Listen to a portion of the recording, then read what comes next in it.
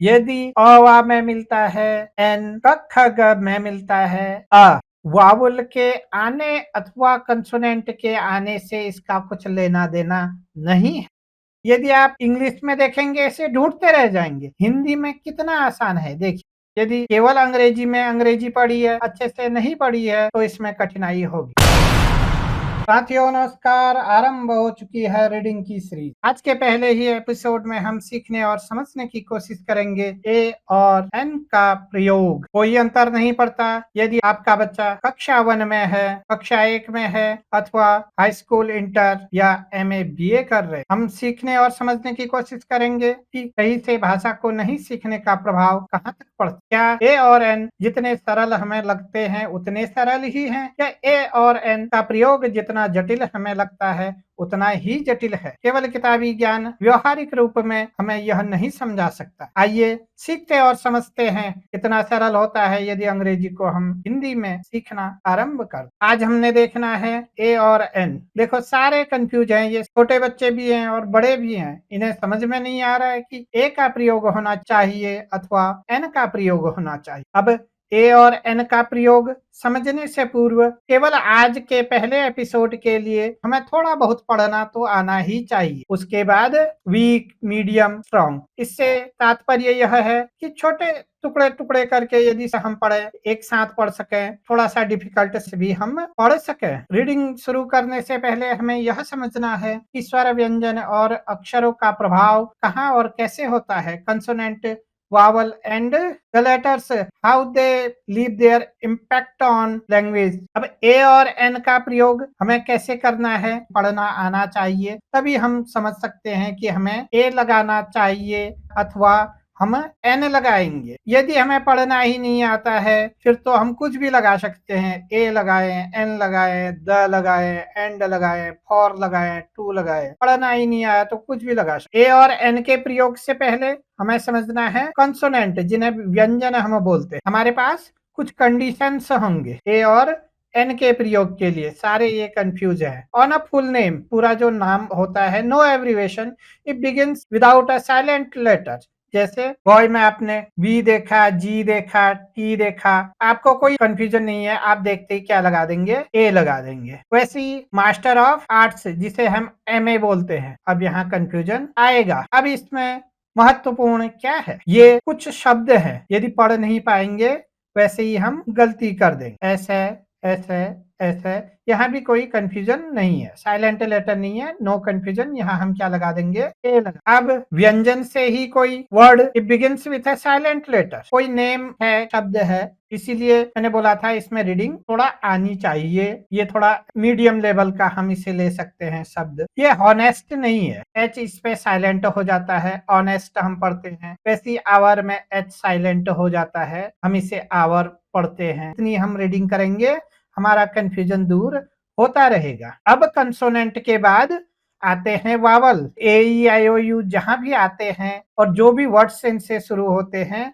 वहां ये all confusion है, सारे वहां ये कंफ्यूज है। यदि आपको पता है यह अति उत्तम, नहीं पता है आप सीखने की कोशिश कर सकते हैं। यदि केवल अंग्रेजी में अंग्रेजी पढ़ी है, अच्छे से नहीं पढ़ी है, तो इसमें कठिनाई हो। यहाँ मैंने ऊपर सारे हिंदी के रखे हैं, यहाँ हमारे हिंदी के स्वर हैं और यहाँ पर कॉन्सोनेंट हैं, वावल एंड व्यंजन, और यहाँ पर हमारे इंग्लिश के अल्फाबेट्स है। पहला हमारे पास सेंटेंस है, He is boy। यहाँ पर हमें ए का प्रयोग करना चाहिए अथवा एन का प्रयोग करना चाहिए। आप बताइए आपका आंसर क्या है, ए अथवा एन।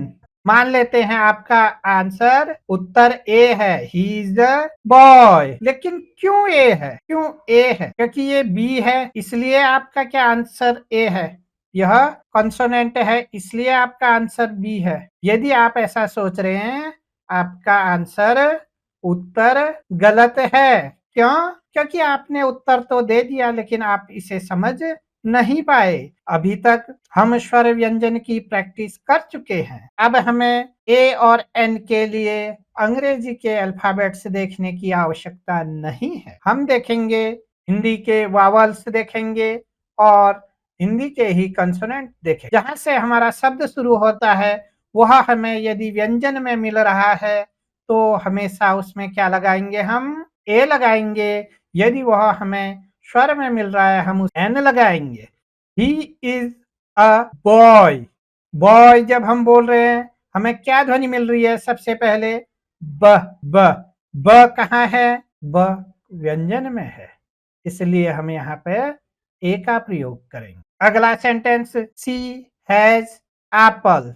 अब आप कोशिश कीजिए, आपको अंग्रेजी के अल्फाबेट से नहीं देखने हैं। हम कहाँ देखेंगे? हम हिंदी के स्वर और व्यंजन देखेंगे, हिंदी के वावल्स एंड व्यंजन देखेंगे। एप्पल। एप्पल जब हम बोलते हैं क्या ध्वनि सबसे पहले आ रही है? ए। एप्पल। ए। ए कहाँ है? ए को आप देखिए, ए हमें मिलता है स्वर में। यदि यह स्वर है हम लगाएंगे an. She has an apple. यह प्रारंभिक है। अब थोड़ा सा मीडियम लेवल की ओर हम बढ़ते हैं। जैसे सेंटेंस हम देखते हैं, she is be a student. A be a student और एन बी ए स्टूडेंट, यह एब्रिवेटेड फॉर्म है, शॉर्ट फॉर्म जिसे बोलते हैं। बी ए, जब हम बी बोल रहे हैं ध्वनि हमारे क्या निकल रही है? ब। ब ई बी। अब हमें क्या देखना है? ब। ब हमें कहाँ मिलता है? कंसोनेंट में अथवा वावल में। हिंदी में देखिए आप, ब हमें मिला कॉन्सोनेंट में, तो यहाँ पर क्या आ जाएगा? She is a be a student. He is am A student. अब देखिए, जब हम एम ए बोल रहे हैं, एम कैसे बोल रहे हैं हम? ए। ए पहले बोल रहे हैं, फिर म बोल रहे हैं, तब जाके यह क्या बन रहा है? एम। एम। हमने देखना क्या है? जो ध्वनि हमारे मुंह से सर्वप्रथम निकलती है उसी को हमने देखना है। स्वर व्यंजन की ध्वनियां यह निश्चित करती हैं कि प्रयोग ए का होगा अथवा एन का। कंसोनेंट अथवा वावल आ जाने से यह निर्धारित नहीं होता है कि ए आएगा अथवा एन। यह ध्वनि पर निर्भर करता है। बोलते समय जो ध्वनि सर्वप्रथम हमारे मुख से बाहर आ रही है वह क्या है, उसी के अनुसार ए अथवा एन का प्रयोग किया जाता है। यदि हम पढ़ें ही इज एम, ए कहाँ है? हिंदी स्वर और व्यंजन में हम देखेंगे ए हमें कहाँ मिल रहा है? ए किसके अंतर्गत है? वावल है अथवा कंसोनेंट है? वावल है, इसलिए क्या होगा यह? He is an M A student. क्यों?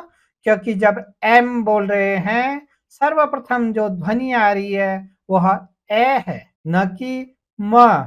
अब थोड़ा और आगे की तरफ बढ़ते हैं, इसीलिए मैं बोलता हूं यदि एमए बीए भी हमने इंग्लिश से पढ़ कर किया है, हो सकता है स्वयं समझ जाएं, लेकिन दूसरे को अच्छे से यह नहीं समझा सकते कि किन परिस्थितियों में ए का प्रयोग होगा और कहां पर एन का। सेंटेंस है ही इज एजेंट। अब एब्रीवेटेड हमेशा ध्यान रखना, जैसे दिल्ली डीएल, उत्तर प्रदेश हम बोलते हैं यूपी, राजस्थान आरजे, वैसे ही एफबीआई जब हमने लिखा है यह एब्रीवेटेड है, एक्रोनिम्स है। He is FBI agent. अब आप प्रयास कीजिए, जब हम एफबीआई बोल रहे हैं, एफ जब हम बोल रहे हैं हमने क्या देखना है? ए। एफ। ए कहाँ मिलता है हमें? स्वर में मिलता है अथवा व्यंजन में, वावल में मिलता है अथवा कंसोनेंट में। वही निर्धारित करेगा कि इस सेंटेंस में हम ए लगाएंगे अथवा एन। आइए देखते हैं ए को। ए हमें मिलता है वावल में, ए, तो हमारा आंसर होगा ही is N FBI agent. FBI आपको पता होगा, फेडरेशन ब्यूरो ऑफ इन्वेस्टिगेशन जिसे बोलते हैं, यूएसए की जैसे हमारे वहां पुलिस होती है वैसी ही एक एजेंसी है। अगला सेंटेंस देखते हैं, आई डिड पेमेंट। ये तो पढ़ना आना चाहिए, तभी हम डिसाइड कर सकते हैं ए का प्रयोग होगा अथवा एन का। जैसे कल मैं कहीं गया, मैंने कुछ खरीदा और मैंने पेमेंट कर दी, किससे? UPI. I did UPI payment. अब देखिए ए होगा या एन का प्रयोग होगा? जब हम यूपीआई बोल रहे हैं, यूपीआई हमारे मुंह से सर्वप्रथम क्या ध्वनि निकल रही है? य। यू। य देन उ, य को हम कहाँ देखेंगे? स्वर और व्यंजन में देखेंगे। हमें यहाँ व्यंजन में मिला। यदि यह व्यंजन में है ए आएगा अथवा एन। व्यंजन ध्वनि में हमारा ए आ तो हम बोलेंगे I did a UPI payment. अब आपने इन दोनों सेंटेंसेस में देखा, यहाँ पर एफ यदि देखा जाए यह कंसोनेंट है, लेकिन बोलते समय यह क्या बना? वावल बना। स्वर और व्यंजन वावल यदि आप इंग्लिश में देखेंगे ऐसे ढूंढते रह जाएंगे। हिंदी में कितना आसान है, देखिए एफ बोला, ए को सीधे देख लिया, स्वर है, एन आ गया। यहाँ पर यू है, यदि आप देखेंगे ए ई आई ओ यू में एन आता है। अधिकांशतः हम बच्चों को बताते हैं कि वावल्स जहाँ पर आते हैं ए ई आई ओ यू एन का प्रयोग होता है, और जहाँ पर कंसोनेंट होते हैं वहां पर ए का प्रयोग होता है। यह वावल के आने अथवा कंसोनेंट के आने से इसका कुछ लेना देना नहीं है। यह ध्वनि निर्धारित करती है कि ए का प्रयोग होगा अथवा एन का प्रयोग। यदि वावल की ध्वनि है वहां पर हमारा एन का प्रयोग होगा। यदि ध्वनि हमारी साउंड जो है कॉन्सोनेंट साउंड, देन ए का प्रयोग। यदि अभी तक भी आपने लाइक और सब्सक्राइब नहीं किया तो लाइक और सब्सक्राइब जरूर करें और लोगों के साथ शेयर करना ना भूलें, जिसके लिए आपका हृदय से अभिनंदन किया जाता है। धन्यवाद।